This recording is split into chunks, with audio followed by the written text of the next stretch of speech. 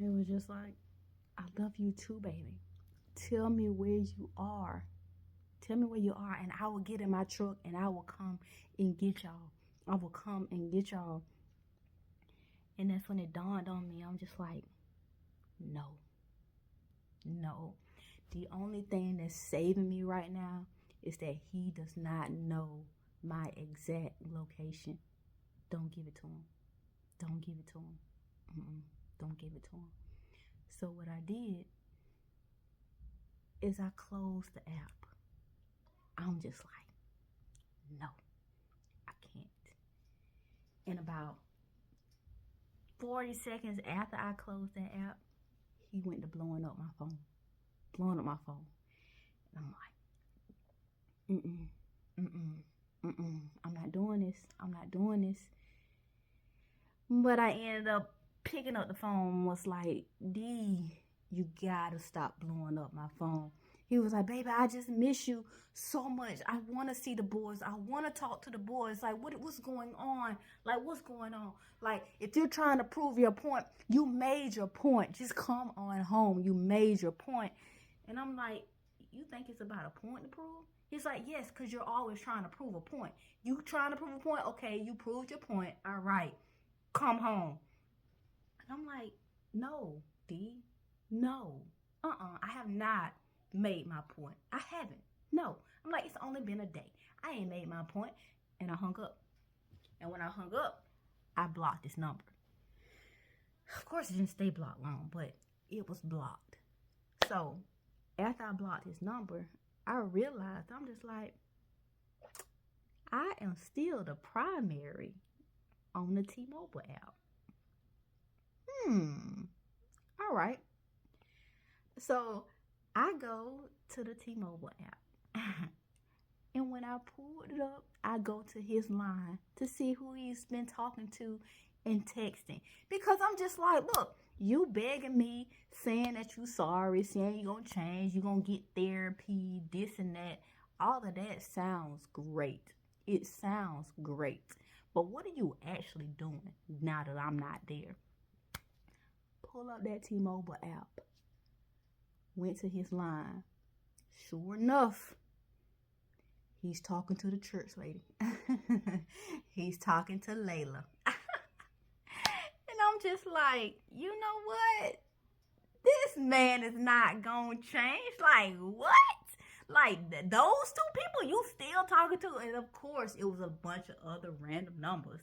And I'm just like, you know what? I'm not going to do this.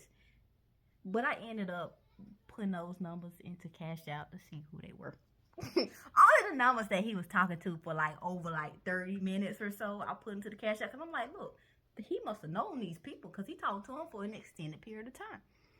So, yeah, that's how I found out about the women that he was messing with when I left. The day I left. Because I looked at the text messages too. Oh my God. The night that I left, he was with the church lady. He was. So when he was trying to call me, asking me where I was and what I was doing, when I turned my phone off, he went and was with the church lady. So I'm just like, this Negro here.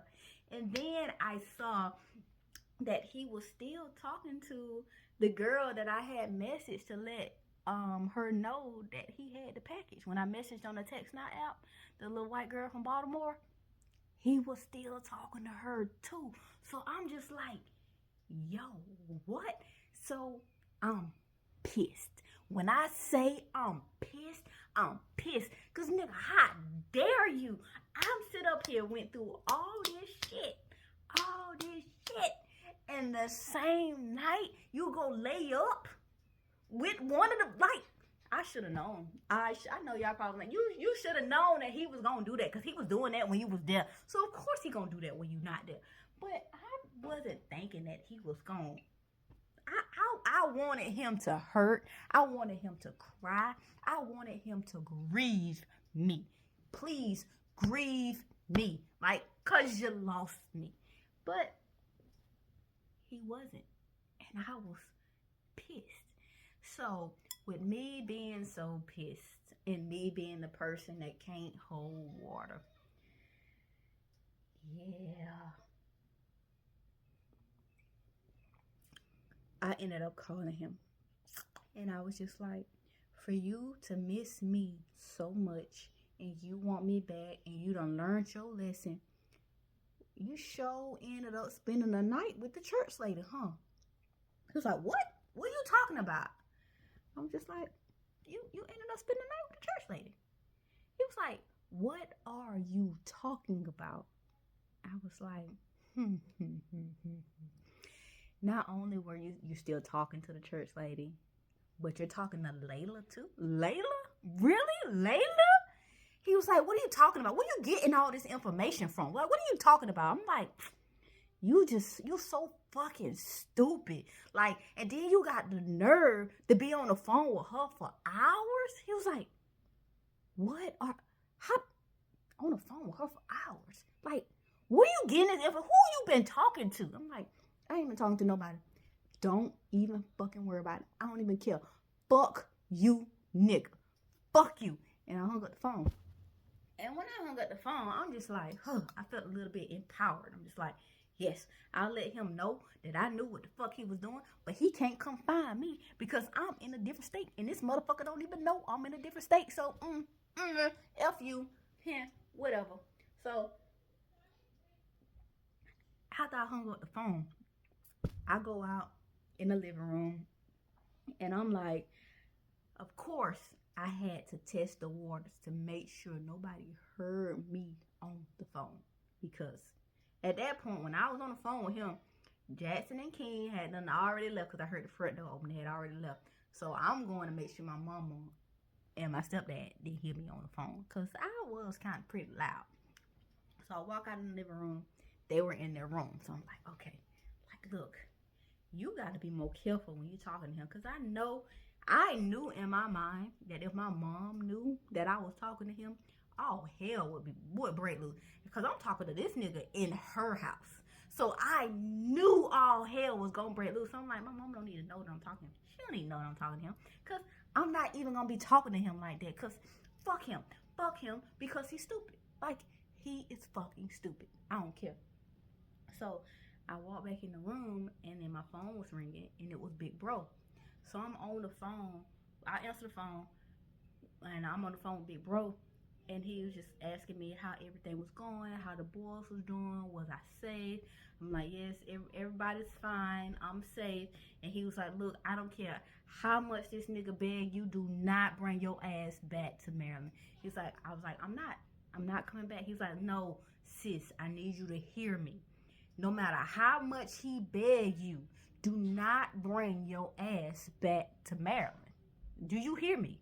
I'm like, okay, I'm not. He's like, look, because a lot of shit that's been happening, that's started to happen the moment that you left. Don't bring your ass back to Maryland. Do not. And if you bring your ass back to Maryland, don't call me. If that nigga do something to you, do not call me. I'm like, look, I'm not gonna come back. I'm not coming back. He was like, good. Like, I need you not to. Like, I got your back. But if you come back, you just letting us know that we don't need to save you and you ain't trying to be saved. I'm like, okay, I'm not going to come back. And that's when Amanda got on the phone. She was like, I'm so sorry for how he talking to you. We just don't want you to be back in that same situation, okay? We're just trying to make sure that you're going to stay there, okay? That's it. I was like, look, that's okay. That ain't got nothing to worry about. I'm going to stay here. So I end up talking to them for like a good 2 hours. Hung up the phone. And when I hung up the phone, I walk in the living room and my mama sitting on the sofa along with my stepdad. And then they look at me and they were just like, who you was on the phone with? I was like, oh, I was on the phone with Big Bro. They were like, who is that? I was like, Darius' brother. I was on the phone with the brother. I was like, what he want? I was like, he was just checking on me, checking on the kids. And she was like, okay, well, sit down. We need to talk about your next steps.